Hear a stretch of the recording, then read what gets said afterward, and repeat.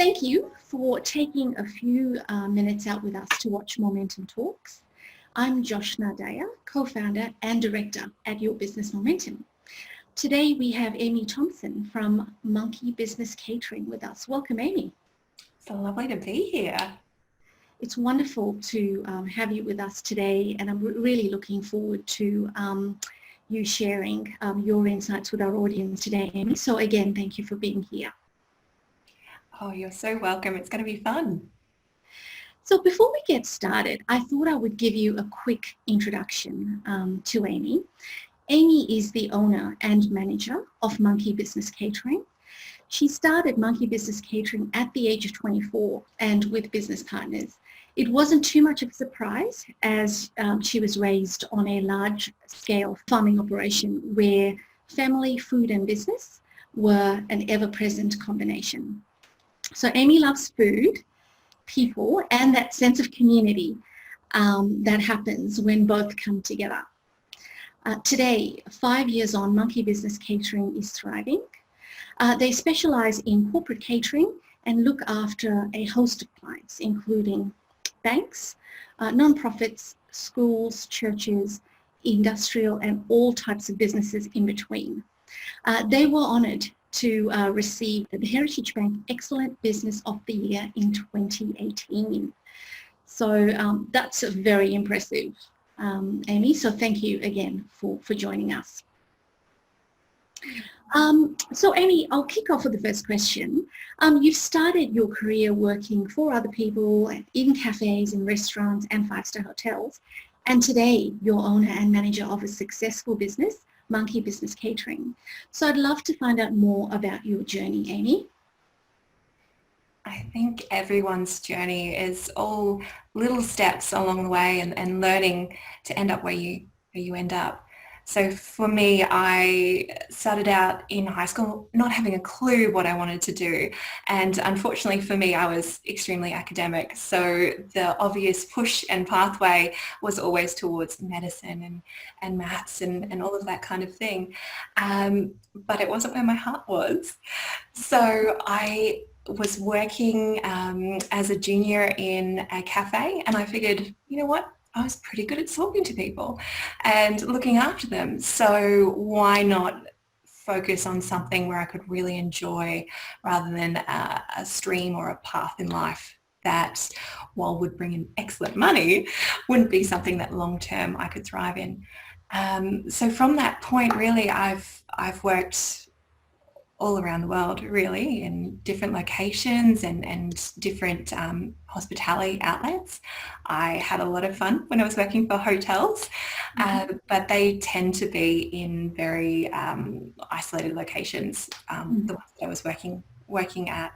So eventually my parents said, come back to Toowoomba, which is a inland city in Australia. We've got about 160,000 people here in town. And I was just ready to come home. My family has always engaged in small businesses, different types, varieties. And with my skill set, it was one of those moments where we went, okay, how can we use my skills and transfer that into a business opportunity that would work within the Toowoomba market and also can bring in some of the other family members' skills as well. So that was the point where we embarked on corporate catering, which is something that, unless you're in the corporate space and eating the food, you probably don't hear as much about. But it's whenever there's a meeting, whenever there's an event. So those events as well, where we go along and we do the food, the service, China hire, that kind of stuff, which is very exciting. And it's pulled together all of my experience from hotels, cafes and restaurants to get to this point. Beautiful. It sounds like, Amy, it's just been a journey that's evolved for you over time, and I can just see with the passion and the expression you have, the joy that it brings for you. Absolutely. And it's really about looking after community. People are at the heart of what we do. Beautiful. So, Amy, when you decided to establish Monkey Business Catering as a young entrepreneur, what were some of the challenges you experienced? I think the biggest challenge was I had no idea what I was doing. And I also consider that the greatest blessing in the whole experience, because sometimes it's best to know as little as possible about the challenges that you're going to face. Otherwise, you'll choose not to proceed on the path that's placed before your feet. So that first challenge of going, okay, I'm not quite sure even how to register an ABN, or how to set things up in our accounting software, and all of the practical things that no one teaches you about setting up and running a business. I should have, as a side note, my bachelor is majoring in hotel management, but it's a business degree. All of those small practical things, I overcame them because of the support networks that we're involved in. My parents being long-time business owners, being members of the Chamber of Commerce locally, and asking so many questions. I'm sure I drove people mad. The other main challenge, I would say, would be my age. And I think that links into the first point of, knowing little when you go into a challenge. But being 24, and yes, having worked in different roles and different locations and all of those kind of things, it's still an age where you have to balance your enthusiasm and flexibility against knowledge or lack thereof to then come out with a really positive result. And that one, it was just so important always that I was asking those questions, and that I was being humble enough to go, I actually don't know this. I've got no clue how to resolve this issue, but this is the issue, and help me. Would you help me? And once again, people really came to the fore with that one, and just the community that made it possible to overcome any of those, smaller things that were popping up in the first, I'd say, 2 years were the hardest. And after that, we gained momentum and it became easier. So Amy, thanks for sharing that. I guess some of the big things I pull out of that is, being the new territory for you, you're really just relying on the support from people around you, and asking for help and asking lots of questions to be able to get the help, rather than just trying to flounder and do it all on your own. A huge thing in the last 3 years has all been around mental health, which is becoming a bit of a catchphrase. So let me just make it really practical in the sense that with business owners, you're taking a gamble. You're basically throwing your lot in on a risk. You might win the lottery, you might lose everything. But I think it's really important to know in those spaces, especially when you're starting out, that you're not alone. There's other people who've done it. Nothing that happens to you isn't common to what's happening to a lot of other people. And really engaging with community and not letting this anxiety or this sense of isolation really, sink you under. You've got all the skills, you've got people, just reach out, engage, and you can do it. I could totally relate to what you're saying there, Amy, and it certainly is something that we see a lot of in business. We've got people that putting their hearts and souls on the line, and you just put everything into your business. And I think the message I'm hearing is you're not alone out there. There are others going through exactly the same thing, and some going through even bigger stuff. So there are people around you, and surround yourself with people that can help. And you'll be so surprised. I know that I was just incredibly surprised when I was mentioning things and people going, oh, that happened to me, or, oh, you should talk to this person. That was them 6 months ago. And those first 2 years, while they were rocky and hard and, cash flow issues and dealing with that with a lean startup, it just made all of the difference. It was, I'm so blessed. Okay. So Amy, I'm keen to know, from everything that you have learned, what might be those 2 or 3 lessons, that really sort of came through in those early years for you? Well, I'm going to talk about that question from the perspective of a young entrepreneur starting up. I know the answer would be different if you're established, but if I could talk to 24-year-old Amy, I would say make sure that you still have one day off a week where you don't talk about business, you don't think about business, you just put it aside and go, that's my sanity day. And at the same time, not to give up the things in your life that keep you solid and stable. So if that is, a soccer team, if that's going to church regularly, if that's, having lunch with your mother, like just do those things, because even if the business doesn't work, you'll have that. So that's the main point for me. The second thing I would say is take the leap. Don't be restrained by your fear. Take the opportunities in front of you. Sure, do your business plan, work through your budget, do everything logically, but at the same time, take a risk, because they're the ones that pay off. They're the ones that you learn from most, and they're the most exciting ones. Beautiful. Some really, really sound tips there, Amy.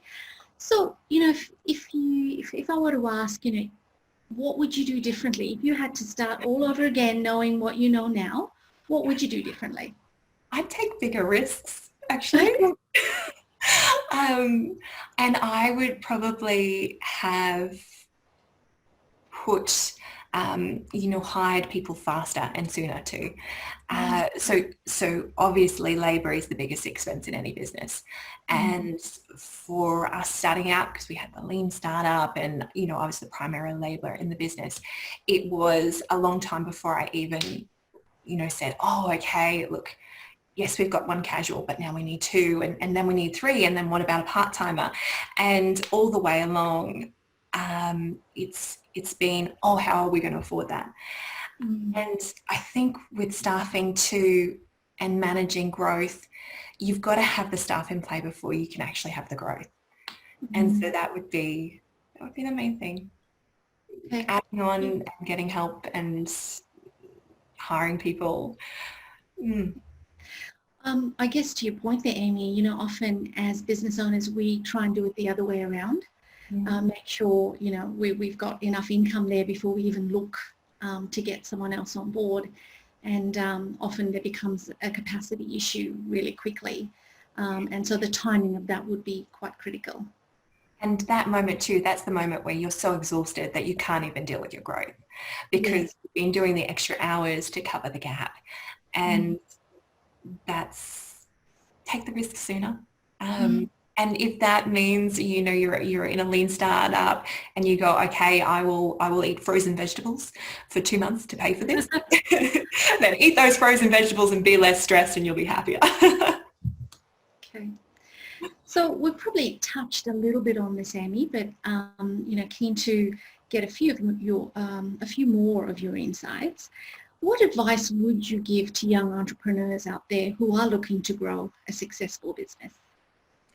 Do your planning. Start with your planning and do it well. While, yes, I would have leapt in and done more risky things at the beginning, I think that if you have a solid plan and if you get other people to read your business plan, if it's in that form, you've got to not only know what you're doing, but to create this community around you where it can pull you through. So in my toolkit of people that are, if you like, counsellors for the business, we've got accountant, we've got a lawyer. My mother, Christina, who's one of my business partners, serves as, the financial advisor and the long-term strategist. And, you also need a creative person, whether that's you or someone else in your business who can do the inspiration of, oh, look, we've got to try this. This is exciting. Have a look here. And if you can pull all of those people together, and yes, if you can pay them, that's wonderful. But if you can't, then work that into your plan of how you're going to do that going forward. And once again, the Chamber of Commerce has been great for that, in that there's people there who, sure, it may just be a half an hour coffee meeting. This is advice I'd give you, and it's just really low key and offhand. But those people will inspire you to keep going and get up and, you know, do year 3 and then do year 4 and then we're currently in year 5 and you'll go from there. It'll gain its own momentum. Beautiful. So Amy, if I can just probably pull some key points out of what you just said there. I heard you say the planning part is really important. So take the time to have a clear plan.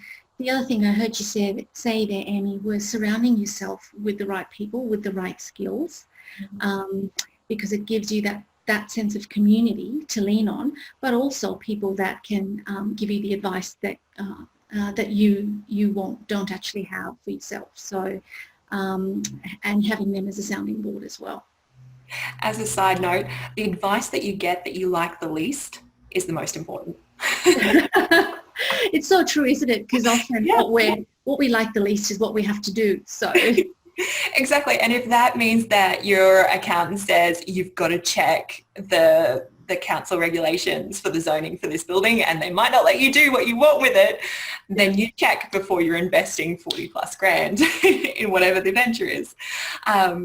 So if you don't like the idea, that's the one that you really need to hash through and work out and that kind of thing. Okay, beautiful. Amy, thank you for joining me on this short interview. For our listeners out there, if you do need to speak with Amy, feel free to reach out to her at catering@mkbusiness.com.au, or you can jump onto their website, monkeybusiness.catering. Please also take a few minutes now to subscribe to Momentum Talks. This will make sure that you get Momentum Talks every time we interview someone like Amy that can add value to your business. So until next time, all the very best. And once again, thank you, Amy. You're so welcome.